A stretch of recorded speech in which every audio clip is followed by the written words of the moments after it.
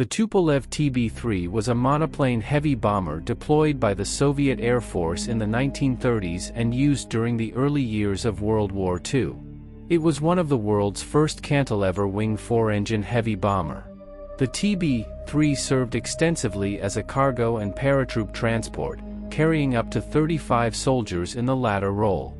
In the first 5 months of the war, the aircraft transported 2,797 tons of cargo and 2,300 personnel.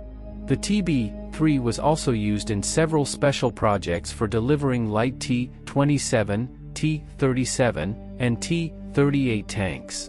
The light tanks were basically not more than moving machine gun nests, but they could provide vital fire support for the attacking paratroopers in the first critical hours after they landed, mainly against enemy infantry. The T-60 light tank was also intended to be airportable, mounted under the fuselage of the Tupolev TB-3 bombers. 50 light tanks were designated for each Soviet airborne armored battalion. The T-60 tank was the next generation of the light tanks. It was produced by the Soviet Union from 1941 to 1942.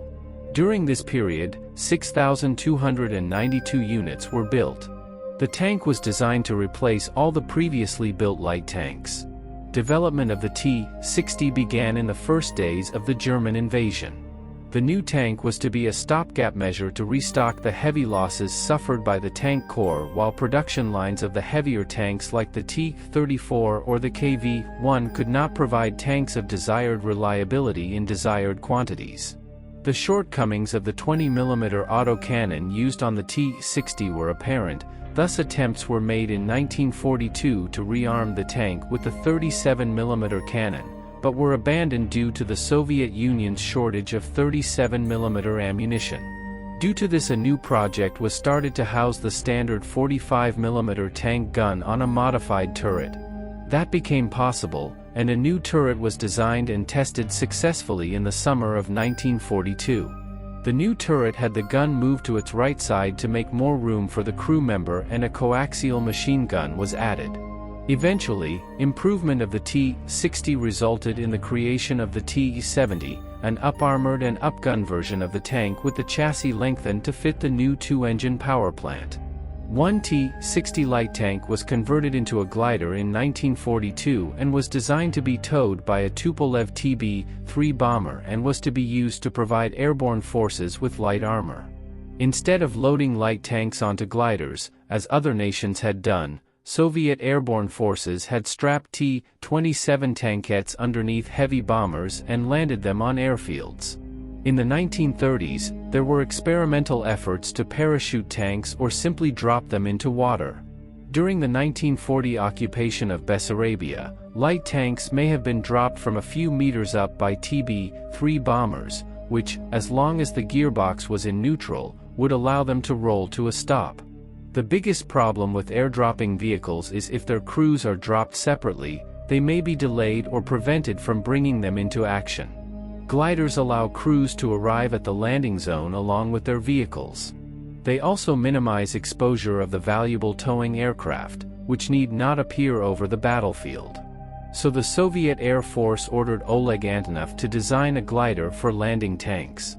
Oleg Antonov was a Soviet airplane designer, and the founder of the Antonov Design Bureau. He designed a number of Soviet airplanes and numerous gliders for both civilian and military use. Antonov was very ambitious, and instead of building a glider, he added a detachable cradle to a T-60 light tank bearing large wood and fabric biplane wings and a twin tail.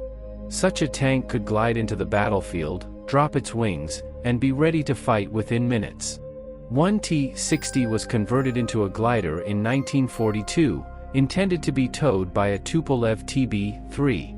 The tank was lightened for air use by removing its armament, ammunition, and headlights, and leaving a very limited amount of fuel. Even with these modifications, the TB-3 bomber had to ditch the glider during its only flight, on September 2, 1942, to avoid crashing, due to the T-60's extreme drag.